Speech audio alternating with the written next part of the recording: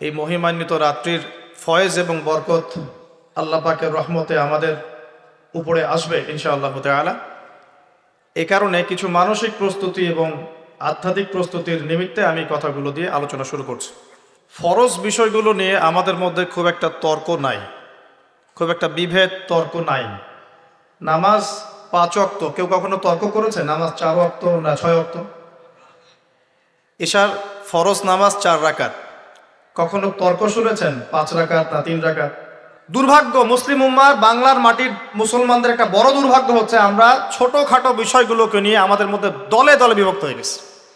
ঠিক এই যে আগামীকাল আল্লাহ পাকের একটা রহমত আমাদেরকে দিয়েছেন যে লাইলাতুন নিসফু মিনাশ শাবান, শাবান মাসের মধ্য রজনী আল্লাহ পাকের রহমত। এই বিষয়টাকে নিয়েও বাংলাদেশে আমি দেখলাম, এটা নিয়ে আমি লেকচার দিতে চাই নাই, কারণ এগুলো আমি আসলে খুব একটা মাহফিলেও বলি না, এটা আমার ট্র্যাকও না। আমি অন্য বিষয়গুলো নিয়ে বেশি কথা বলি, আপনারা জানেন এটা। আমাকে কখনো কি হাত বাঁধা নিয়ে ঝগড়া করতে দেখেছেন? আমার লেকচারে কখনো আমিন জোরে আসতে নিয়ে কথা বলতে দেখেছেন? আমি মনে করি উম্মার এই ফিতনাময় অবস্থায় এই বিষয়গুলো হচ্ছে বেশি ইম্পর্টেন্ট আমাদের আকীদা ঠিক আছে কিনা, আমরা তাওহীদপন্থী কিনা, আমরা সুন্নাত ঠিক আছে কিনা, আমলে বেদাত ঢুকছে কিনা, আমরা হালাল খাই কিনা, সুদ থেকে দূরে থাকতে পারছি কিনা, সমসাময়িক এই বিশ্ব সম্পর্কে সচেতন কিনা, মুসলিম উম্মার বিরুদ্ধে যারা সব চক্রান্ত ষড়যন্ত্র করছে ওদের ব্যাপারে আমরা সচেতন কিনা, শেষ জামানাকে আমরা ডিল করতে পারবো কিনা।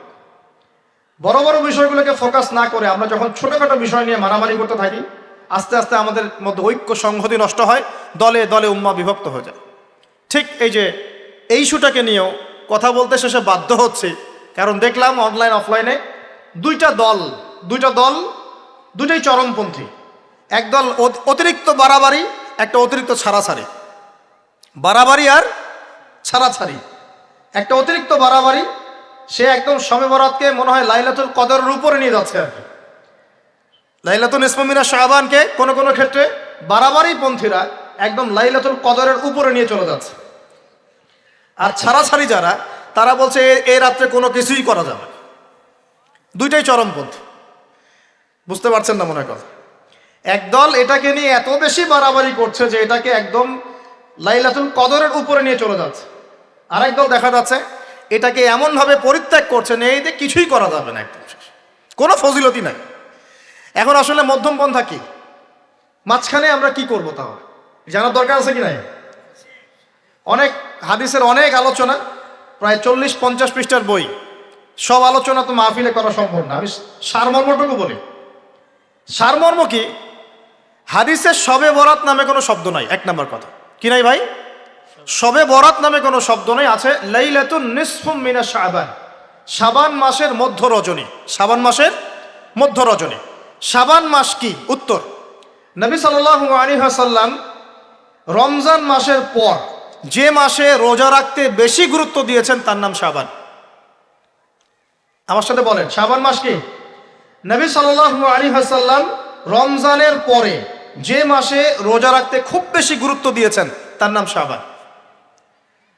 আয়েশা রাদিয়াল্লাহু আনহা তিনি বলতেন যে শাবান মাস আসলে নবী সাল্লাল্লাহু আলাইহি ওয়াসাল্লাম এত বেশি বেশি রোজা রাখতেন যে মনে হতো তিনি রোজা ছাড়বেনই না, সারা মাস রেখে ফেলবেন। মনে বেশি থেকে বেশি রোজা রাখতেন শাবান মাসে। প্রশ্ন হচ্ছে কেন?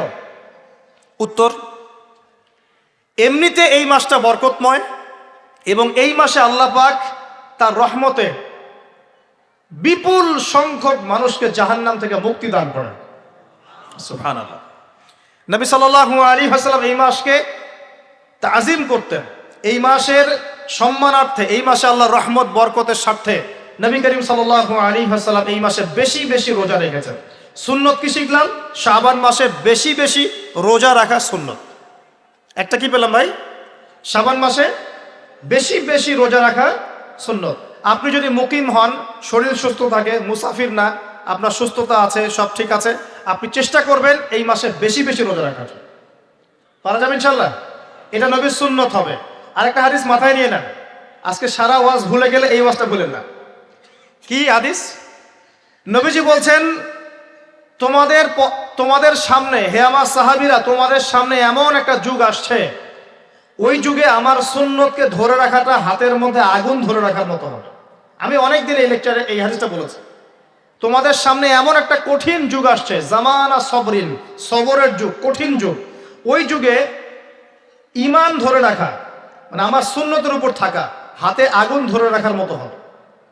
ওই যুগে যদি তোমরা আমার একটা সুন্নতকে জীবিত করতে পারো, সমাজে একটা সুন্নত মরে গেছে ওটাকে আবার জীবিত করতে পারো, তাহলে 50 জন শহীদ সাহাবীর নেকি পাবে। হাদিসটা বুঝলেন? শুধু নেকি না, আপনি 50 জন শহীদ সাহাবীর নেকি পাবেন যখন চলমান সমাজে একটা সুন্নত মিটে গেছে, নাই, মানুষ আমল করছে না, কিন্তু আপনি সেটাকে জীবিত করলেন। পারা যাবে ইনশাল্লাহ।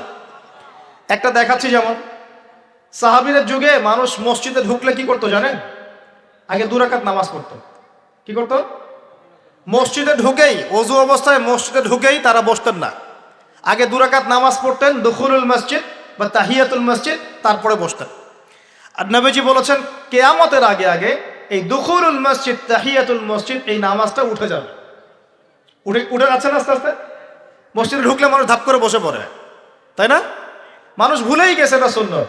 এখন আপনি যদি এই সুন্নতটাকে আবার জীবিত করতে পারেন, ইনশাল্লাহ 50 জন শহীদ সাহাবীর নেকি পাবেন। সমাজে এখন দাড়ি শেভ করা ফ্যাশন হয়ে গেছে, বুঝছে না? অনেকে শেভ না করলে চাকরি দেয় না। শেভ না করলে কি হয় না? চাকরি পাওয়া যায় না। স্কুলে তো না, কলেজে গিয়ে পড়তে গেলে ক্লাস করতে দেয় না। দাঁড়িয়ে আছে, যাও শেভ করে আসো, তাই বলে। এখন সমাজ চলছে উল্টা। এখন যদি আপনি নবীর সুন্নতকে আবার জীবিত করতে পারেন, 50 জন শহীদ সাহাবীর নেকি পাবেন ইনশাআল্লাহ। রাতে ঘুমানোর সময় একটা সুন্নত আছে, 33 বার সুবহানাল্লাহ, 33 বার আলহামদুলিল্লাহ, 34 বার কি আল্লাহু আকবার। বহু মানুষই পড়ে না। আপনি যদি পড়তে পারেন, ইনশাআল্লাহ আল্লাহ পাক আপনাকে নেকি দিবেন। সমাজে বহু মানুষ চুল একদম এখন মেসি রোনাল্ডো কাট, তাই না? মেসি কাট আর রোনাল্ডো কাট। আর আমি সিলেট অঞ্চলে দেখে আসছি একদম লন্ডন কাট, 2 পাশ ছিলে মাঝখানে চুল, লন্ডন থেকে শিখে আসছে। এখন চুলেরও কিন্তু সুন্নত আছে, আছে কি নাই? দাড়ির যেমন সুন্নত আছে, চুলের সুন্নত নাই। একদম সামন পিছন সমান করতে পারেন, অথবা যদি চুল নাই থাকে তাহলে চুল মাথা মুন্ডন করেও রাখতে পারেন। অনেক সাহাবীর মাথা মুন্ডিত ছিল। আবার অথবা কানের লতি পর্যন্ত বা কাঁধ বাবড়ি রাখতে পারে। এটা চুলের সুন্নত হলো কিনা? এখন সমাজের সব মানুষ এই সুন্নতটাকে ভুলে গেছে। আপনি সুন্নত মনে করে রেখেছেন, ইনশাল্লাহ আপনি নেকি পাবেন ইনশাআল্লাহ। এরকম অগণিত সুন্নত আছে, অগণিত, যেগুলো আমাদের সমাজ থেকে আস্তে আস্তে উঠে যাচ্ছে। আমি খুব দুঃখের সাথে বলছি, অনেক মসজিদে ফরজ নামাজ পড়ার পরে আমরা কি করি? একটা মোনাজাত করি, আল্লাহুম্মা আমিন বিরহমাতিকা ইয়া আরহামার রাহিম, ব্যাস উঠে চলে গেলাম, তাই না? উঠে চলে যায় না? তারপর স্যান্ডেল নিয়ে বাইরে চলে গেল। অথচ সালাম ফিরানোর পরে একবার বলতে হয় আল্লাহু আকবার। কি বলতে হয়? 3 বার বলতে হয় আস্তাগফিরুল্লাহ, আস্তাগফিরুল্লাহ, আস্তাগফিরুল্লাহ। বলতে হয় আল্লাহুম্মা আনতাস সালাম ওয়া মিনকাস সালাম তাবারাকতা ইয়া যাল জালালি ওয়াল ইকরাম। একবার পড়তে হয় আয়াতুল কুরসি, 33 বার সুবহানাল্লাহ, 33 বার আলহামদুলিল্লাহ, 33 বার আল্লাহু আকবার, তারপর কালিমা শাহাদা। এরপর সূরা ফালাক একবার, সূরা নাস একবার, ইখলাস একবার। আরো দোয়া, অনেক দোয়া আছে। আল্লাহুম্মা লা মানিআ লিমা আ'তাইত ওয়া লা মু'তিয়া লিমা মানা'ত ওয়া লা ইয়ানফা'ু যাল জাদ্দি মিনকাল জাদ। পড়তে হয় আল্লাহুম্মা ইন্নী আউযু বিকা মিনাল হাম্মি ওয়াল হাযান ওয়াল আজজি ওয়াল কাসালি ওয়াল বুখলি ওয়াল জুবন ওয়া দালা'id দাইন ওয়া গালাবাতির রিজাল। পড়তে হয় আল্লাহুম্মা আ'ইন্নী আলা যিকরিকা ওয়া শুকরিকা ওয়া হুসনি ইবাদাতিক। আরো অনেক দোয়া আছে।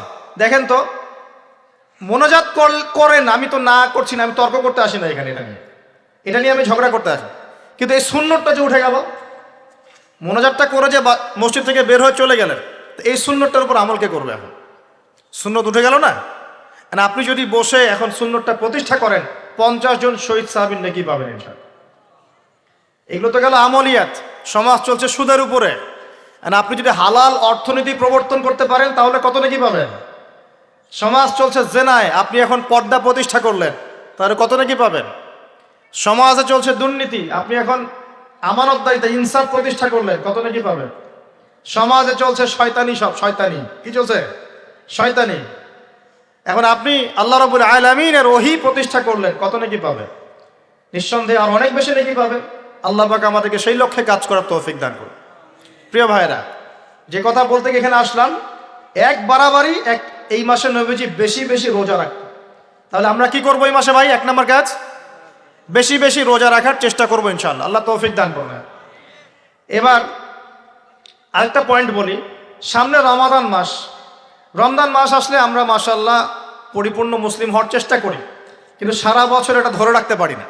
রমজান মাসে যে নামাজ পড়ে না সেও মসজিদে যায়, দেখা যায় যে জুমার নামাজও পড়ে না ও তারাবির নামাজ পড়তে যায়, যায় কি না? ওই দিন গিয়ে বলে এসি দেন, ইমাম সাহেব এসি অন করেন, তাই না? সারা বছর তো আসে নাই, ওই দিন গিয়ে ইমাম সাহেব এসি বন্ধ কেন, এই মুয়াজ্জিন সাহেব ফ্যান দেন, তখন ওখানে গিয়ে মানে কি বলবো হ্যাঁ মাতব্বরি করে আর কি। যাক, তারপরেও যে মসজিদে আসছে আমরা দোয়া করি আল্লাহ হেদায়েত দান করুন। আমরা তো কাউকে পিছনে ফিরাই দিব না, দিব? এখন রমজান মাস আসলে আমরা মাশাআল্লাহ রোজা রাখি, মানুষকে ইফতার করাই, দান সদকা করি, আমরা যাকাত দেই, তারাবি পড়ি, কোরআন তেলাওয়াত করি, আমরা মাশাআল্লাহ অনেক আমল করি। এই আমলগুলো কি একবারে ধাপাস করে ধরে ফেলা সম্ভব না? একটা আস্তে আস্তে ট্রেনিং প্রসেস লাগে। একটা ফ্যান চালু করলে ফ্যানটা কি শুরুতেই ধাপাস করে ঘুরতে শুরু করবে, নাকি আস্তে স্লোলি স্লোলি সে মোমেন্টাম ধরবে? কোনটা? আস্তে আস্তে সে গতি পাবে না, ধীরে ধীরে গতি পাবে। ঠিক শাবান মাসে এত বেশি রোজা রাখা, ইবাদত করার অর্থ কি? যাতে রমজান মাসে আপনি পরিপূর্ণ ইবাদত করতে পারেন। বুঝতে পারছেন কথা? রমজানে গিয়ে তো শুরুতেই সব ইবাদত ধরে ফেলা সম্ভব হবে না। মনে করেন আগামীকাল পহেলা রমজান, আজকে থেকে আপনি সব ইবাদত একসাথে করতে পারবেন? তখন গিয়ে আপনি বেগ পেতে হবে। কিন্তু একটা মাস আগে থেকে যদি ট্রেনিং নেন, ইনশাআল্লাহ রমজান মাসে ইজি হয়ে যাবে। এটা একটা কারণ নবী সাল্লাল্লাহু আলাইহি ওয়াসাল্লাম শাবান মাসে বেশি বেশি রোজা রাখতেন, আমল করতেন। আল্লাহ পাক আমাদের সবাইকে শাবান মাসে বেশি বেশি আমল করার তৌফিক দান করুন, যাতে রমজান মাসে গিয়ে আমরা সুবিধা পাই, রমজান মাসের হকটা আদায় করতে পারি। এবার এই মাসে নবী সাল্লাল্লাহু আলাইহি ওয়াসাল্লাম কি বলেছেন একটা হাদিস থেকে আগে বুঝি। এই হাদিসটা সহ অনেক হাদিসে এই একই রকম কথা এসেছে এবং এই হাদিসটা বিশুদ্ধ। এটাকে অস্বীকার করলে হাদিস অস্বীকারী হয়ে যাবে। বাড়াবাড়ি গ্রুপ, ছাড়াছাড়ি গ্রুপ, উভয়ের জন্যই নসিহত। নবী সাল্লাল্লাহু আলাইহি ওয়াসাল্লাম বলেছেন, ইন্নাল্লাহ তাআলা, নিশ্চয় আল্লাহ রাব্বুল আলামিন, লা ইয়াত্তালিউ ফি লাইলাতিন নিসফি মিনাশ শাবান, শাবান মাসের মধ্য রজনীতে আল্লাহ রাব্বুল আলামিন তার রহমতের দৃষ্টি প্রশস্ত করেন। সুবহানাল্লাহ। আল্লাহ পাক শবে বরাত মানে আমরা যেটা বুঝি প্রচলিত অর্থে, লাইলাতুন নিসফি মিনাশ শাবান, শাবান মাসের মধ্য রজনী, যে 15 শাবানের এই যে রজনী, এই রাতে আল্লাহ রাব্বুল আলামিন তার সৃষ্টির দিকে তার রহমতের দৃষ্টিটা প্রশস্ত করে দেখেন, প্রশস্ত করেন। এবং ওয়াগফিরু লিজামিই খালকিহি, আল্লাহ পাক তার সমস্ত সৃষ্টিকে মাফ করে দেন। আল্লাহ পাক কি করেন? তার সমস্ত সৃষ্টিকে কি করেন? মাফ করে দেন। কথাটা ভালো করে বোঝেন। আল্লাহ পাক তার সমস্ত সৃষ্টিকে মাফ করে দেন, ইল্লা, তাদেরকে ব্যতীত। এক, ইল্লা লিমুশরিকিন, এক নাম্বার যে ব্যক্তি মুশরিক, যে শিরক করে আল্লাহর সাথে, যে আল্লাহর সাথে শিরক করে। আর দুই, মুশাহিনিন, যে ব্যক্তি অন্তরে মানুষের সাথে বিদ্বেষ পোষণ করে, হিংসা বিদ্বেষ মনে আছে এরকম ব্যক্তি, এবং মনের মধ্যে শিরক আছে, শিরকি আকীদা, মুশরিক, এই দুই শ্রেণীর মানুষ ছাড়া আল্লাহ পাক সমস্ত মানুষকে মাফ করে দেন। সুবহানাল্লাহ। তাহলে এই রাতের ফজিলত প্রমাণ হলো কিনা? রাতের ফজিলতটা প্রমাণ হলো কিনা? আচ্ছা, এখন এর ব্যাকআপ আরো অনেকগুলো হাদিস আছে। ওই সবগুলো হাদিসকে একত্রিত করলে এমনই কনক্লুশন আসে। এছাড়াও আরো কিছু দুর্বল হাদিস আছে, এগুলো দুর্বল, সনদগতভাবে অন্যান্যভাবে দুর্বল। ওখানে আরো কিছু পয়েন্ট পাওয়া যায় যে আর কাকে কাকে আল্লাহ পাক মাফ করেন না। সবাইকে তো মাফ করেন, আর কাকে কাকে করেন না। এই হাদিসে দুটো পেয়েছি, এটা একদম অকাট্য। এটা হলো মুশরিক, আল্লাহ পাক মাফ করেন না। দুই, যে অন্তরে হিংসা বিদ্বেষ পোষণ করে, হিংসা বিদ্বেষ আছে, এদেরকে আল্লাহ মাফ করেন না। আরো কিছু দুর্বল বর্ণনা থেকে পাওয়া যায়, এটা দুর্বল বর্ণনা, কিন্তু জেনে রাখতে তো সমস্যা নাই। সমস্যা আছে? আর পাপ তো পাপী, দুর্বল হাদিসে আসুক আর কঠিন হাদিসে আসুক, পাপ তো পাপী নাকি? পাপ ছাড়তে কোনো সমস্যা আছে? তো তৃতীয় এক শ্রেণীর নাম পাওয়া যায়, যারা হচ্ছে আত্মহননকারী, নিজেরা নিজেদেরকে আত্মহত্যা করেছে, এদেরকে আল্লাহ মাফ করেন। আত্মহনন বোঝেন কিনা? আত্মহত্যা যারা করে, আত্মহনন, এটা একটা শ্রেণী পাওয়া যায়। 4 নম্বর একটা পাওয়া যায় আত্মীয়তার সম্পর্ক ছিন্নকারী, আত্মীয়তার সম্পর্ক ছিন্নকারী। 5 নম্বর একটা পাওয়া যায় সেটা হলো মাদক দ্রব্য সেবনকারী। মাদক দ্রব্য সেবনকারী, যুবকরা খুব ভালো করে শোনো এগুলো। মাদক দ্রব্য সেবনকারী আল্লাহ সবাইকে মাফ করেন, মাফ করছেন না। আরেকটা পাওয়া যায়, সেটা হলো যারা জেনার পাপে লিপ্ত আছে। কিসের পাপে ভাই?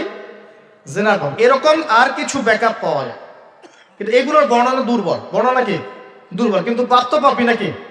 এই পাপগুলো তো পাপ। এই পাপগুলো করলে কি আল্লাহ খুশি হন? অকাট্য সহি থেকে পাওয়া যায় এই দুইটা, মুশরিক এবং মুশাহিদ। যারা শিরিক করে, অন্তরে বিদ্বেষ পোষণ করে, আল্লাহ পাক এদেরকে মাফ করেন না। এখন আগে জানি শিরিক থেকে কিভাবে বাঁচবো, শিরিক কি এবং কেন, তারপরে জানবো হিংসা বিদ্বেষ, তারপরে আমরা যাব এই রাত্রে আমরা কি করতে পারি। মনে রাখবেন, আমল করতে হবে তিনটা বিষয় খেয়াল রেখে। কয়টা বিষয় ভাই? আমল করতে হবে তিনটা বিষয় খেয়াল রেখে। এক, আমল করতে হবে একমাত্র আল্লাহ পাকের সন্তুষ্টির জন্য। এক নম্বর কি বলেন? এক আল্লাহর সন্তুষ্টির জন্য, কারো সন্তুষ্টির জন্য না, কারো জন্য না, শুধু কার জন্য? দলিল হচ্ছে ইন্নাস সালাতি ওয়া নুসুকি ওয়া মাহইয়ায়া ওয়া মামাতি লিল্লাহি রাব্বিল আলামিন ফাসাল্লি লিরাব্বিকা ওয়ানহার। দুই, আমল হতে হবে একমাত্র নবী সাল্লাল্লাহু আলাইহি ওয়াসাল্লামের সুন্নাত মোতাবেক। কার সুন্নাত মোতাবেক? নবী এবং সাহাবীদের সুন্নতের সাথে মেলে না সেই আমল করা যাবে না। নবী এবং সাহাবীদের সুন্নতের সাথে মেলে না সেই আমল করা যাবে না। তিন নাম, আমলটা যত সুন্দরী মনে হোক, আমলটা যত সুন্দরী মনে হোক আর যত মানুষই করুক, যত মজাদার মনে হোক না কেন, নবী করেন নাই, সাহাবীদের থেকে প্রমাণ নাই, আমল করব না। করলে বেদাত হয়ে যাবে। কি হবে? বেদাত হয়ে যাবে। আর তিন নাম্বার হচ্ছে, আমলগুলো করার আগে অবশ্যই আপনার রিজিকটাকে হালাল করতে হবে। কি করতে হবে ভাই? ব্যাস, এই তিনটা শর্ত পূরণ করে আমল করলে ইনশাআল্লাহ তাআলা আমরা জান্নাতে যাব ইনশাআল্লাহ। আমরা আশাবাদী আল্লাহ পাক আমাদেরকে জান্নাত দিবেন ইনশাআল্লাহ। আল্লাহ পাক এক রাতে রহম করে সমস্ত মাখলুক সৃষ্টিকে মাফ করে দিচ্ছেন, শুধু শিরক এবং হিংসা বিদ্বেষ পোষণকারীকে মাফ করছেন না। বুঝতে হবে এই পাপ দুটো কত কঠিন। এবার আসেন, প্রথমে একটু শিরক নিয়ে কথা বলি, তারপরে মুশাহিন নিয়ে কথা বলি। ধৈর্য ধরবেন তো নাকি? দেরি হচ্ছে? সবর করেন। এখন প্রথমে জানি শিরক কি এবং কেন। শিরক হচ্ছে এমন একটা পাপ, যেই পাপ আমল নামায় থাকলে পরে বিনা তওবায় যদি সেই ব্যক্তি মারা যায়, আল্লাহ পাক তাকে মাফ করবেন না। ভালো করে শোনেন, শিরক এমন একটা পাপ, যে পাপ যদি আমল নামায় থেকে যায়, বিনা তওবায় সে মারা যায়, শিরকের পাপ নিয়ে আল্লাহর সামনে দাঁড়ায়, আল্লাহ তাকে মাফ করবেন না। দলিল সূরা নিসা, আল্লাহ পাক বলছেন ইন্নাল্লাহা লা ইয়াগফিরু আন ইউশরাকা বিহি ওয়া ইয়াগফিরু মা দুনা যালিকা লিমান ইয়াশা। আল্লাহ পাক তার সাথে শিরকের গুনাহ মাফ করবেন না, এছাড়া যে কোনো গুনাহ যাকে ইচ্ছা মাফ করবেন।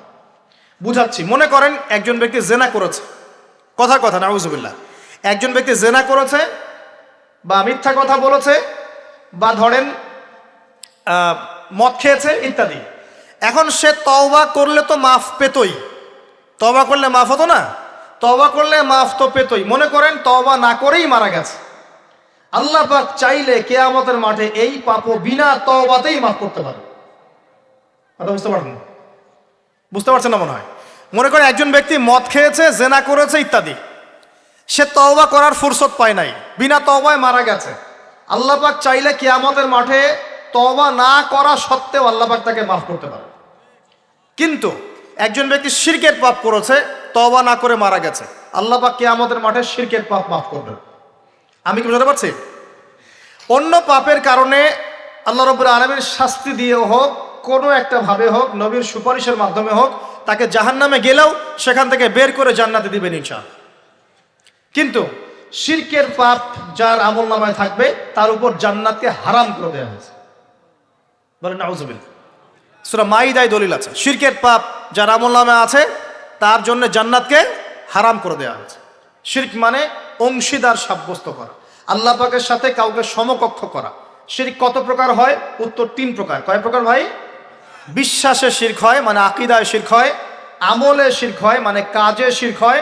কথা বা লিসানে শিরক হয়। মনে থাকবে? 1 নাম্বার কিসে শিরক হয়? বলেন আমার সাথে। বিশ্বাসে শিরক হয়, আকীদায় শিরক হয়। 2 নাম্বার আমলে শিরক হয়, কাজে শিরক হয়। 3 নাম্বার কথায় শিরক হয়। কয়েকটা এক্সাম্পল দিয়ে বুঝতে পারবেন।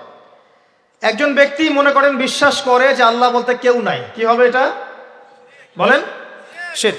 একজন ব্যক্তি মনে করেন বিশ্বাস করে যে আল্লাহ আছে, আরো ইলাহ আছে, তাহলে কি হবে? কেউ যদি বিশ্বাস করে আল্লাহর সন্তান আছে, কি হবে? কেউ যদি বিশ্বাস করে মহাবিশ্ব আল্লাহ সৃষ্টি করে নাই, বিগ ব্যাং থেকে সৃষ্টি হয়েছে, কি হবে? কেউ যদি বিশ্বাস করে আল্লাহ মানুষকে সৃষ্টি করে নাই, মানুষ বানর থেকে হয়েছে, কি হবে? আচ্ছা, বিশ্বাসগত শিরক। কেউ যদি মনে করে আল্লাহ ছাড়া অমুকে আমার সন্তান দিতে পারে, কি হবে? কেউ যদি বিশ্বাস করে যে আল্লাহকে পাওয়ার জন্যে আমাকে মাধ্যম ওসিলা পূজা করতে হবে, তাহলে কি হবে? কেউ যদি চন্দ্র, সূর্য, গ্রহ, নক্ষত্র, গাছপালা, মূর্তি এসবে পূজা করে, কি হবে? এগুলো বিশ্বাসগত শিরক। কেমন শিরক ভাই? বিশ্বাসগত শিরক। 2 নম্বর আসেন আমলগত, কাজগত শিরক। কেমন? মনে করেন সেজদা করতে হয় কার জন্যে? কেউ যদি এখন কবরে গিয়ে সেজদা করে, কি হবে? আল্লাহর জন্য সেজদা করতে হয় না কবরে সেজদা করতে হয়? সেজদা কার জন্যে? আচ্ছা, তাহলে শিরক হবে। কুরবানি কার জন্য করতে হয়? কেউ যদি এখন মনে করেন জিনকে সন্তুষ্ট করার জন্য কুরবানি করে দেবে, কি হবে? এখনকার যুগে কিন্তু বহু মানুষ জিনের উপাসনা করে। এখনকার যুগে বহু মানুষ জিনের উপাসনা করে, আর জিন বলে একটা জাতি আছে আমাদের সাথে চলাফেরা করে, আমরা দেখতে পারি না। আমরা কি সব দেখতে পারি? আমরা কি সব জানি? আমরা তো আমাদের আত্মাকেই দেখতে পারি না। এত ঘুমাই গেছেন, আত্মা চলে গেছে, দেখতে পারছেন? আর আমরা কি জানি? আমরা কতটুকু জানি আগামীকাল কি হবে আপনার সাথে, বলেন দেখি? কেউ জানে? আমাদের জ্ঞান কত ক্ষুদ্র, বুঝতে পারলাম। আগামীকাল কি হবে তাই জানি না, আমার আত্মাকেও চোখে দেখি না। আর আমি যদি দাবি করি এখন আমি সব জানতাম, তাহলে কি হবে? অতএব জিন জাতি আমাদের মধ্যেই আছে কি নাই? ওমা খলাকতুল জিন্না ওয়াল ইনসা ইল্লা লিয়াবুদুন। আমি জিন আর মানুষকে শুধুমাত্র আমার ইবাদত করার জন্যই সৃষ্টি করেছি। আল্লাহ পাক আমাদের সবাইকে আল্লাহ পাকের সত্য বোঝার তৌফিক দান। এবার আসেন, আপনাদের পার্বত্য এলাকায় জিনের উপাসনা হয়। এখন বললেন ভাই কেমন করে জানলেন? যত তান্ত্রিক, মান্ত্রিক, কবিরাজ, জাদুকর সব এই পাহাড়ি এলাকায় ঘুরে বেড়াচ্ছেন, এবং চোখ কান খোলা রাখলে আপনারাও বুঝতে পারবেন। জিনের উপাসনা করলে অনেক কিছু ভেলকিবাজি দেখানো যায়। জিনকে আল্লাহ পাক কিছু ক্ষমতা দিয়েছে। জিন অনেক দূর থেকে দেখতে পারে। মনে করেন যে কেউ একজন এখানে বসে আছে, সে দাবি করছে যে সে অলৌকিক ক্ষমতার অধিকার, অথচ ওর কাছে জিন আছে। কি আছে? জিন। এখন আপনি শুনেছেন যে অমুক জায়গায় অমুক বাবা আছে, সে অনেক বড় ক্ষমতার অধিকার, তো যাই দেখি ওনার কি ক্ষমতা। এখন আপনি রাস্তায় আসছেন, তার সেই জিন তো আগেই দেখতে পাচ্ছে আপনি আসছেন দূর থেকে, সে আগে খবর দিল আসতেছে মক্কেল, ওই যে মক্কেল আসতেছে। এখন সে বলল যে ওই ব্যক্তির সাথে যে জিন আছে ওর সাথে কানেকশন করো। সবার সাথে একটা জিন আছে না? আছে কি না? একটা করে জিন শয়তান আছে না সবার সাথে? 2 জন ফেরেশতা, 1 জন জিন, সবার সাথেই আছে। আছে কি নাই? আপনার জিন জানে আপনার সাথে অতীতে কি হয়েছিল? জানে তো।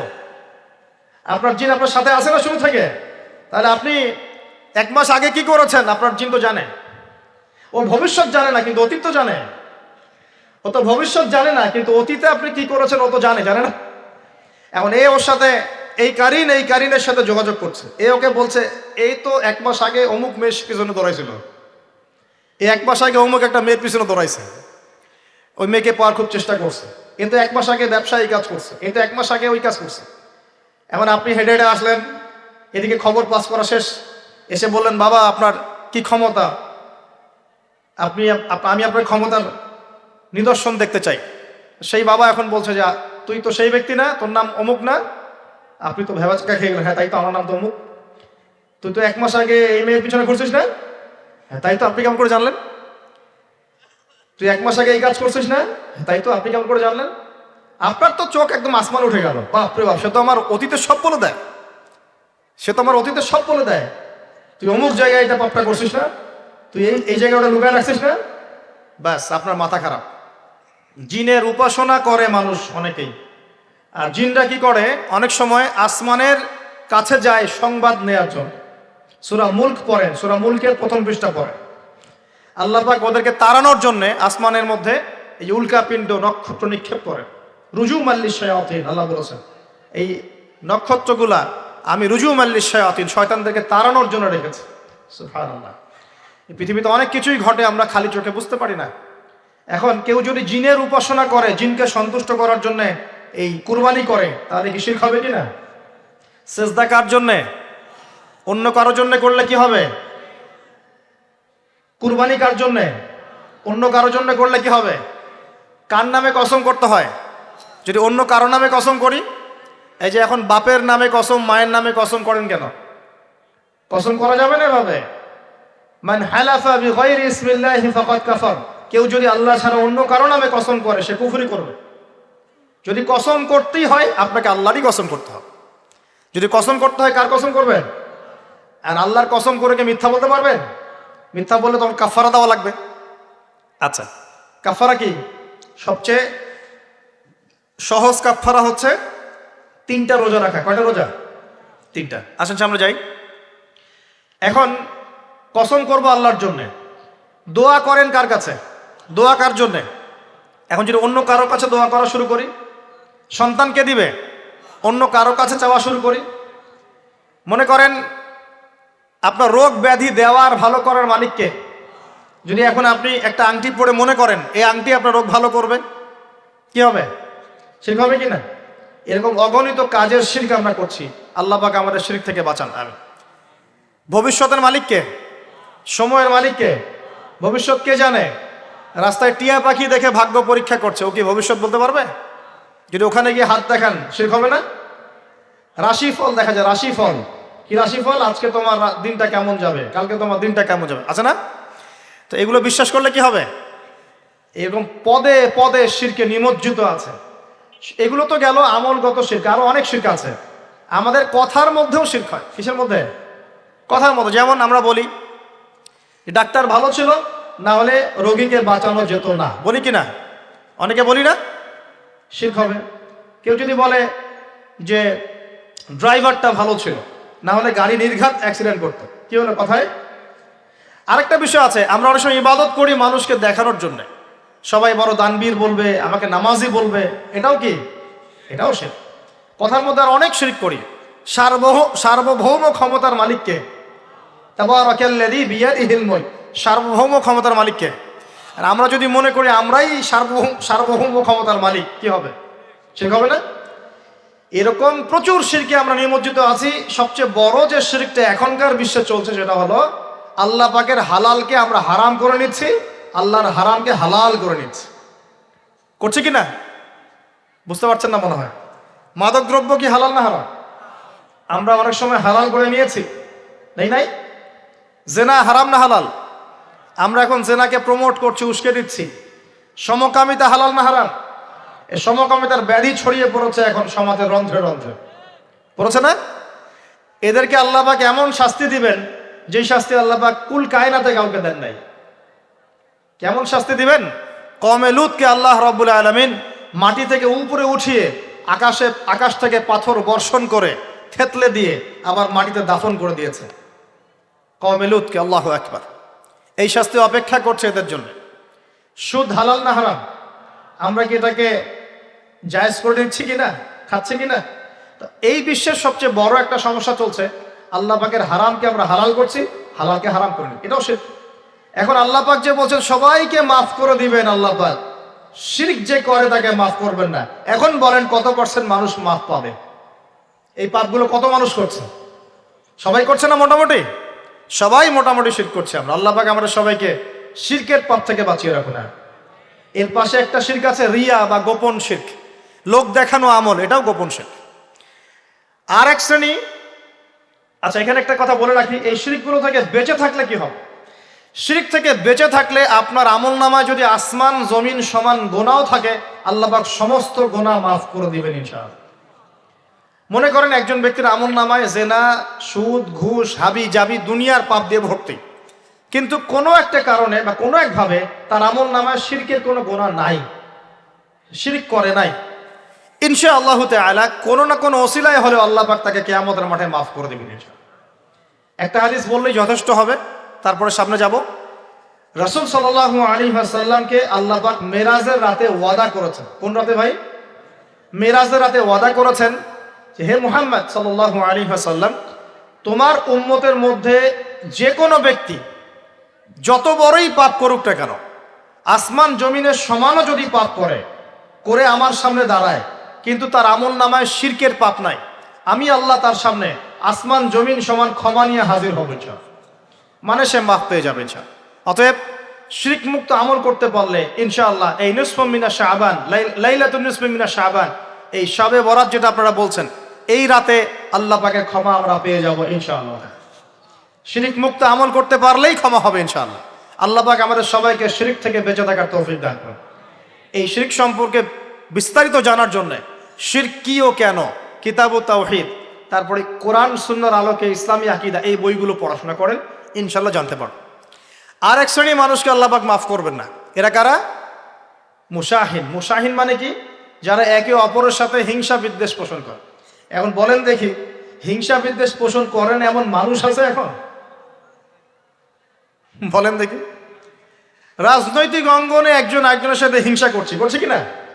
সামাজিক নেতৃত্ব নিয়ে একজন আরেকজনের সাথে হিংসা করছে কিনা? পরিবারের মধ্যেও একজন আরেকজনের সাথে হিংসা করছে কিনা? ভাই একজন আরেকজনের সাথে হিংসা করছে কিনা? আলেম একজন আরেকজনের সাথে হিংসা করছে কিনা? করছে না? বক্তা একজন আরেকজনের সাথে হিংসা করে কিনা? ধর্ম থেকে শুরু করে বিশ্ব রাজনীতি পর্যন্ত হিংসার দাবানলে এখন পুরো বিশ্বের মানুষ জ্বলে পুরো শেষ হয়ে যাচ্ছে। হচ্ছে না? মহিলা হিংসা করে কিনা? সতীনে হিংসা করে কিনা? সতীন বোঝেন কিনা? বিয়েই তো করেন নাই, সতীন বুঝবেন কি? সতীন কি জিনিস? দুই বউ, এক বউ আরেকবার কি হয়? সতীনে হিংসা করে কিনা? আয়েশা রাদিয়াল্লাহু আনহার বাসায়, মানে ঘরে নবী সাল্লাল্লাহু আলাইহি ওয়াসাল্লাম বসে আছেন, ঢুকেছেন, আর অন্য একজন স্ত্রীর ঘর থেকে একটা খাবার আসতে পারে না, ভালোবেসে মহব্বত করে হাদিয়া দিয়েছেন। আয়েশা রাদিয়াল্লাহু আনহা যখন দেখলেন তার ঘরের মধ্যে খাবার পাঠিয়েছে অন্য একজন স্ত্রী, পুরো থালাটাকে মাথার উপর নিয়ে ধাবাস করে ভেঙে ফেলে দিলেন। তো রাসূলুল্লাহ সাল্লাল্লাহু আলাইহি ওয়াসাল্লাম মুচকি হাসছেন, আর উপস্থিত হয়তো আরো দু একজন ছিলেন, তাদেরকে বলছেন যে তোমাদের মা রাগ করেছে। তিনি নিজেই হাতে সেগুলো তুললেন, সব ভাঙাচুরা পিসগুলো নিজে তুলে রেখে দিয়ে ভালো থালা বাটিগুলো হাদিয়া পাঠালেন ওই স্ত্রীর ঘরে, যে ঘর থেকে খাবার এসেছে। এইভাবে ডিল করতে হয়। আর রাসূল সাল্লাল্লাহু আলাইহি ওয়াসাল্লাম তখন রাগ হন নাই, কেন এই কাজ করলা। আরেকদিন আয়েশা রাদিয়াল্লাহু আনহা একটা কথা বলে ফেলেছে। নবী সাল্লাল্লাহু আলাইহি ওয়াসাল্লাম তার কোন এক স্ত্রীর কাছ থেকে এসেছেন। আয়েশা রাদিয়াল্লাহু আনহা বলছেন, আপনি তার কথা কিভাবে স্মরণ করেন? সে তো একটু খাটো, এরকম একটা কথা বলেছেন, সে তো একটু খাটো, একটু বেটে।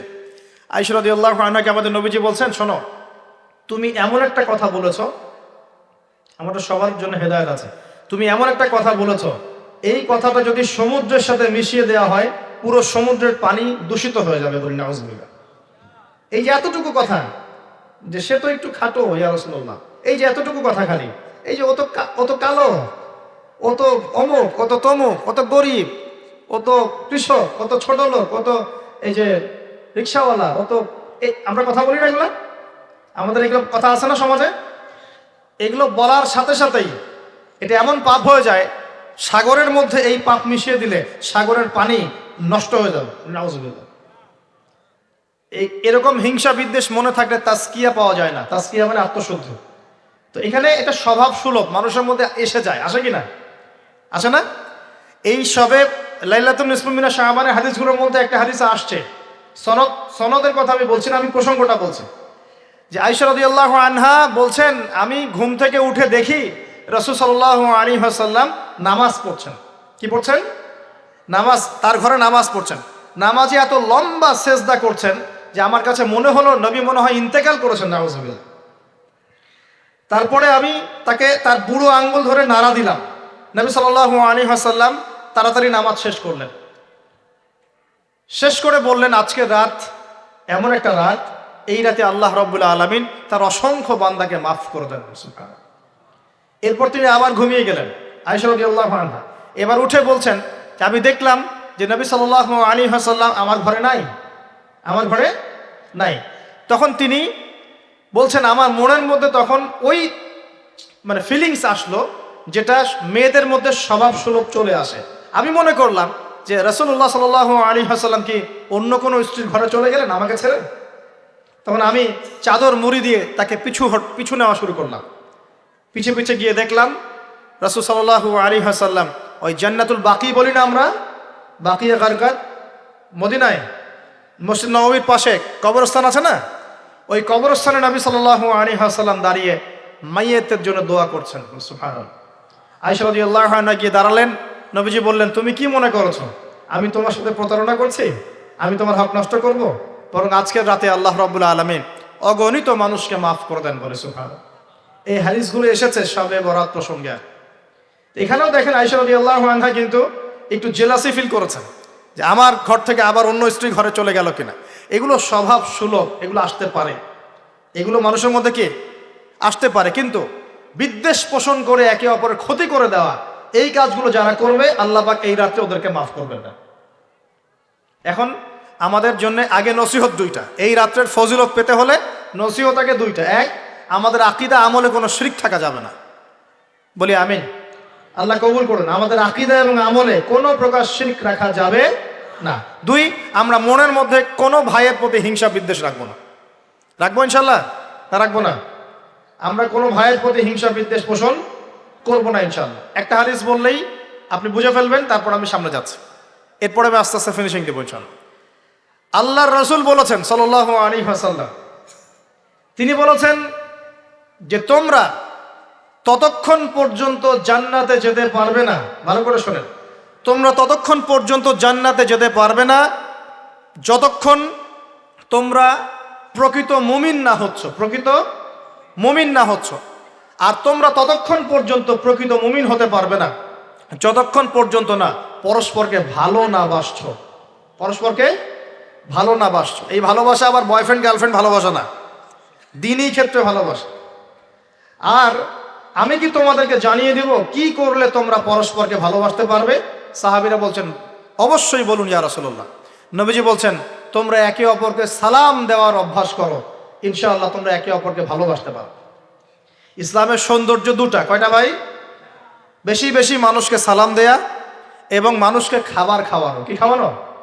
আরেকটা মনে রাখবেন, কিয়ামতের আগে আগে মানুষ বাছাইকৃত মানুষকে সালাম দিবে, সবাইকে সালাম দিবে। চলছে কিনা সমাজে? কিয়ামত দূরে না কাছে? এটা আজকে আলোচনার টপিক না, নাহলে আমি বলতাম যে কতগুলো আলামত আপনি দেখতে পাবেন। এখন আমরা বুঝতে পারলাম এই রাতের ফজিলত আছে, আছে কি নাই? এই রাতের ফজিলত কি? আল্লাহ পাক এই রাতে অগণিত বান্দাকে মাফ করে দিবেন ইনশাআল্লাহ। তবে কোন কোন মানুষকে মাফ করবেন না? এক নম্বর, যারা মুশরিক বা শিরক করে, হ্যাঁ, একে অপরের প্রতি কি বলেন, মুশাহিন, বিদ্বেষ, হিংসা বিদ্বেষ পোষণ করে, এই দুই শ্রেণীর মানুষের অন্তর্ভুক্ত হওয়া থেকে আল্লাহ আমাদেরকে বাঁচাক, আমি। এরপরে দুর্বল হাদিসগুলো বা যেগুলো একদম দুর্বল সনদের, সেগুলোর মধ্যে অতিরিক্ত এসেছে আত্মীয়তার সম্পর্ক ছিন্ন করলে মাপ পাচ্ছে না, আত্মহত্যা করলে মাপ পাচ্ছে না, জেনা করলে মাপ পাচ্ছে না, মাদকদ্রব্য সেবন করলে মাপ পাচ্ছে না। এই পাপগুলো থেকেও আল্লাহ পাক আমাদেরকে বাঁচিয়ে রাখুন বলি। আর এখন কিভাবে এই রাতে আমরা ইবাদত করব জানার দরকার কিনা? তার আগে ইবাদত কবুলের কয় শর্ত বলেছে? 3। আল্লাহর সন্তুষ্টির জন্য হতে হবে, নবীর সুন্নাহ মাফিক হতে হবে, এবং 3 নম্বর হচ্ছে হালাল রিজিক থাকতে হবে, হারাম খেয়ে ইবাদত করা যাবে না। এখন আসেন, কোন হাদিসের মধ্যে স্পেসিফিকলি বলা নাই যে এই রাতে এই এই এই এই ইবাদত করতে হবে, কোন হাদিসের মধ্যে পাওয়া যায় না। কথা বলার চেষ্টা করুন।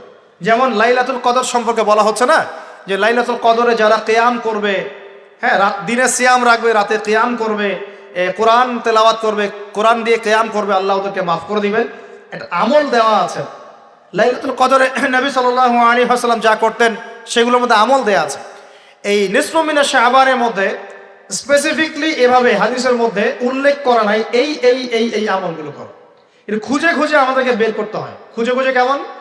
নবী সাল্লাল্লাহু আলাইহি ওয়াসাল্লাম দোয়া করছিলেন মৃতদের জন্য, করছিলেন না? তাহলে এটা একটা আমল পাওয়া গেল। নবী সাল্লাল্লাহু আলাইহি ওয়াসাল্লাম নামাজে ছিলেন, সেজদারত অবস্থায় ওই যে আয়েশা রাদিয়াল্লাহু আনহা টোকা দিলেন, দিয়ে বললেন আমি ভাবছিলাম তার ইন্তেকাল হয়ে গেছে কিনা, তার মানে বুঝলাম যে আপনি নামাজ পড়তে পারেন। এরপরে আল্লাহ পাকের কাছে ক্ষমা চাইতে পারেন, কারণ এই মাসে আল্লাহ পাক আপনাকে এই রাতে আল্লাহ আপনাকে ক্ষমা করবেন, এই রাতে আল্লাহ ক্ষমা করবেন। এখন এটাকে বলা হয় প্রশস্ততা। ব্যক্তিগতভাবে এখানে আপনাকে প্রশস্ত এখতিয়ার দেয়া হয়েছে। ব্যক্তিগতভাবে আপনাকে আল্লাহ পাক তার রাসূলের মাধ্যমে এই শরীয়তে এই রাতের আমলের জন্য একটা প্রশস্ত এখতিয়ার দিয়েছেন। আপনি রাসূল সাল্লাল্লাহু আলাইহি ওয়াসাল্লামের সুন্নাহ মাফিক যে কোনো ভালো কাজ করতে পারেন, কিন্তু নির্দিষ্ট করে আপনাকে দেওয়া হয় নাই যে আপনাকে 100 রাকাতই পড়তে হবে, আপনাকে 200 রাকাতই পড়তে হবে, আপনাকে 10 রাকাতই পড়তে হবে, আপনাকে 1 খতমই দিতে হবে। এরকম নির্দিষ্ট করে আপনাকে কিছু দেওয়া হয়। আপনি এখন চাইলে সুন্দর করে অজু করলেন, অজু করে মাশাআল্লাহ আতর খুশবু ব্যবহার করতে পারেন, করে সুন্দর জামা পরলেন, পরে আপনি আল্লাহর স্মরণে নামাজ আদায় করলেন। এখন ফরজ নামাজ আগে না নফল আগে? ফরজ আগে না নফল আগে? এই আমলগুলো ফরজ না নফল? এগুলো নফল। আগে তো ফরজ পড়তে হবে নাকি? 5 ওয়াক্ত ফরজ নামাজ তো আগে, তারপরে আপনি নফলে আসেন। আমাদের জীবনে কোনটার গুরুত্ব সবচেয়ে বেশি? ফরজ ঠিক না থাকলে নফল দিয়ে কাজ হবে? তো ফরজ ঠিক করার পরে আপনি এখন অতিরিক্ত আমল করার চেষ্টা করছেন, সুন্দর কাপড় চোপড় পরেছেন, আপনি মাশাআল্লাহ পাক পবিত্র হয়েছেন, আতর খুশবু ব্যবহার করেছেন, আপনি নীরবে নিভৃতে আল্লাহকে ডাকছেন নামাজের মধ্য দিয়ে, লম্বা করে সুন্দর করে নামাজ পড়ছেন, আপনি একটু কোরআন তেলাওয়াত করছেন, আলহামদুলিল্লাহ। আপনি এই রাতে মৃতদের জন্য দোয়া করলেন, নিজের জন্য দোয়া করলেন, পরিবারের জন্য দোয়া করলেন, আপনি তাসবিহ তাহলিল করলেন, যদি আপনাকে আল্লাহ সামর্থ্য দেন আপনি কিছু দান সাদাকা করেছেন, আপনি বিভিন্ন রকম ভালো কাজে আপনি নিজেকে মানে এঙ্গেজ রাখতে পারেন, নিজেকে বিভিন্ন ভালো কাজে আপনি নিজেকে সম্পৃক্ত রাখতে পারেন। এভাবে আপনি রাতটাকে একটা উৎসাহে পার করতে পারেন। কিন্তু আমরা যে ঘটা করে অনেকগুলো কাজ করি না, ঘটা করে হালুয়া রুটি সামাই টামাই এই সেই আলোকসজ্জা অমুক তমুক দল বেঁধে কবরস্থান, এই আমলগুলো নবী এবং সাহাবীদের থেকে প্রমাণ হয় না। আমি কি বুঝতে পারছি? আমল করতে আপনাকে নিষেধ করা হয় নাই, কিন্তু বাড়াবাড়ি করবেন না, ছাড়াছাড়ি করবেন না, মধ্যমপন্থী থাকেন। ব্যক্তিগতভাবে আপনি আপনার মতো করে আমল করতে পারেন, আপনাকে ইখতিয়ার প্রশস্ততা দেওয়া হয়েছে। আপনি একটু নামাজ পড়েন, একটু তেলাওয়াত করেন, একটু জিকির করেন, দোয়া করেন, আপনি আল্লাহর কাছে চেয়ে নেন। আরেকটা হাদিস আছে, এই রাতে আল্লাহ রাব্বুল আলামিন প্রথম আসমানে নেমে আসেন। বলেন সুবহানাল্লাহ। আল্লাহ পাক কেমন করে নেমে আসেন এটা আমাদের ব্যাখ্যার বাইরে, আর এটা সত্তাগতভাবে না, আল্লাহ পাকের রহমান নেমে আসেন। আল্লাহ পাক আহ্বান করতে থাকেন, কে আছে আমার কাছে কিছু চাইবে আমি তাকে দিব, কে আছো আমার কাছে ক্ষমা চাইবে আমি মাফ করে দিব, কে আছো আমাকে ডাকবে আমি তার ডাকে সাড়া দিব। সুবহানাল্লাহ। আল্লাহ পাক এই পুরো রাত বলতে থাকে। আরেকটা কথা মনে রাখবেন, এভাবে কিন্তু আল্লাহ পাক প্রত্যেক রাতেই বলতে থাকেন, শুধু এই একটা রাতেই নয়, প্রত্যেক রাতেই আল্লাহ পাক বলতে থাকেন। কিন্তু এই রাতে স্পেশালি আল্লাহ পাক অগণিত মানুষকে মাফ করে দিবেন ইনশাআল্লাহ। তা আমরা আল্লাহর কাছে দোয়া করি, আল্লাহ পাক আমাদের সবাইকে যেন সুস্থতার সাথে শাবান মাসে বেশি বেশি রোজা রাখার তৌফিক দান করেন, এবং যে আমলগুলো সুন্নাহ সম্মত, এই সুন্নাহ সম্মত আমলগুলো আল্লাহ আমাদের করার তৌফিক দান করেন। বাড়াবাড়ি পর্যায়ে চলে যাবেন না, একবার ছাড়াছাড়ি পর্যায়ে চলে যাবেন না, মধ্যমপন্থী থাকেন। রাতের ফজিলতটাকে আল্লাহর কাছে চেয়ে নেন, এবং আল্লাহর কাছে মাফ পাওয়ার জন্য যে পাপগুলোকে ছাড়তে হবে, যেমন শিরক, হিংসা বিদ্বেষ ইত্যাদি ইত্যাদি, এই পাপগুলোকে ছেড়ে দিয়ে আল্লাহর কাছে নিজেকে প্রমাণ করার চেষ্টা করি। আল্লাহ পাক আমাদের সবাইকে তৌফিক দান করুন, বলি আমিন।